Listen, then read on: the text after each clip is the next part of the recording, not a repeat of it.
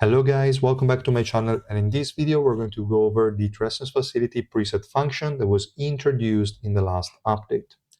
We're going to talk about whether this is a good addition to the game or not, which players can benefit from it, and which stats you want to look for in the different facilities.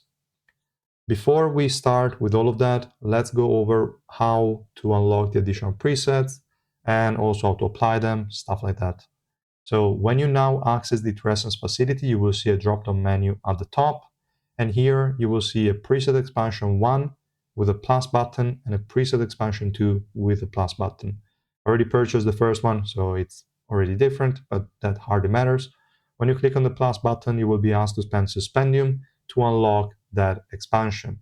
The first one is 5,000, the second one is 10,000 Suspendium. Once you unlock it, you will be here in the first page, and you have to go through again the obtaining 3A rank per node in every single node of the first page before you can unlock the second one. This is insane. I think they should have removed this kind of condition. They should have just let you automatically unlock the second and third one.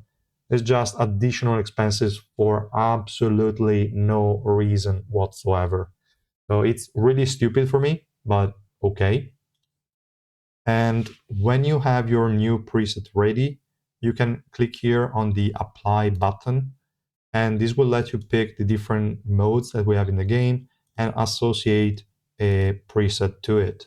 So for arena content, you can have a different preset, for adventure, a different one. I don't know why they did not include trial, probably is included within adventure. Maybe here they say something. Yeah, okay. It's in here. So trials are inside of the adventure content preset. Then we have also the boss battle content, and the rest hardly matters, I would say. So if you really want to, you might want to create a preset for adventure, one for arena, and one for bossing. Now, this does not apply to 90 or even 99, but let's say 95% of the player base, because the only people that could have a use case for multiple pages or multiple facilities, presets, however you want to call them, would be whales, but not even normal whales, like super mega whales. Because if you're free to play, you will be at an accuracy deficit in some content if you don't go full accuracy in the first additional stat. So for you, if you're free to play, the only realistic option in any type of content is only going to be accuracy plus swiftness. Only those two stats. Everything else is entirely irrelevant to you. If you are a spender, you might want to go maybe with a bossing setup as well. So you go accuracy and swiftness for PvP and adventure. Then you go half accuracy, half crit rate, at least in dexterity and the strength one, so that your kind of bossing unit that now are mainly like princess and potentially Harvey at times. You could go also in the intelligence, but they have a lot of crit rate already, so they don't need it. They have it in the revolution subnodes. So you could go with sort of a crit rate oriented kind of page. I think it's kind of a waste. So again, mainly for spenders. And if you are a crazy mega whale, actually you might get away with just one setup for any type of content. But you could also do the bossing setup. You could do accuracy plus evasion for the additional slot 1, and for the additional slot or stat 2, you go full swiftness in any scenario. I think there is no page where you would sacrifice the swiftness for something else. So the last row is always going to be swiftness. For the second one, you could go half accuracy, half evasion to have a balance for PvP, but that's only for mega whales that have fully built archives. For normal spenders, I'd rather go full accuracy without even a roll in evasion. It's really not worth it. And that's what I'm going to do in my additional page. So you might ask what I'm running in the first one. I still have the old sort of hybrid resistance, accuracy, crate rate kind of page. As you can see, there is a bit of everything. And I have full swiftness in the last one. So full swiftness, it's always there. But then for some, like in some cases, I have some crit rate, I have some magic resistance, I have very low accuracy. And that's something that works only at low deficits. It doesn't really matter because for me in trial, it's helpful because in trials we have fairly low deficit if your links are high. So comes in handy there. But the reason why I never changed fully to a full accuracy is because I don't play PvP, and my accuracy for every other type of content was more than enough.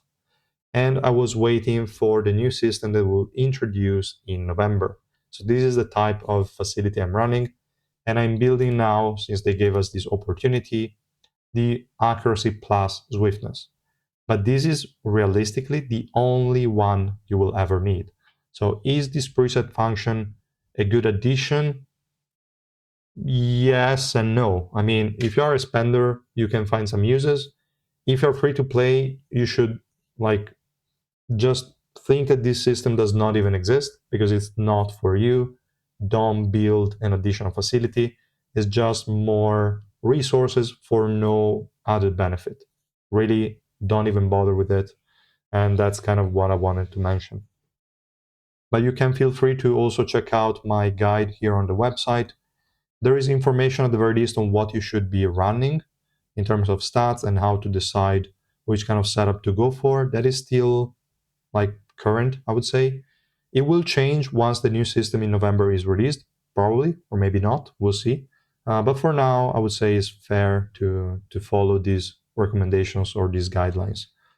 So that's what I wanted to mention. But again, realistically, just consider this one: accuracy plus swiftness. It's the only one you will need in most scenarios. Then you might want to create an additional one if you're a spender or some other type of content. But yeah, this is mostly it, guys. There is really nothing fancy to it, nothing else to discuss. It is pretty straightforward. I really hate that they made us go for 3A rank again in the first page. I really hate it. I started doing it, then I was like, okay, let me just make a video about it before I complete it. That's why I still don't have every single node with 3As.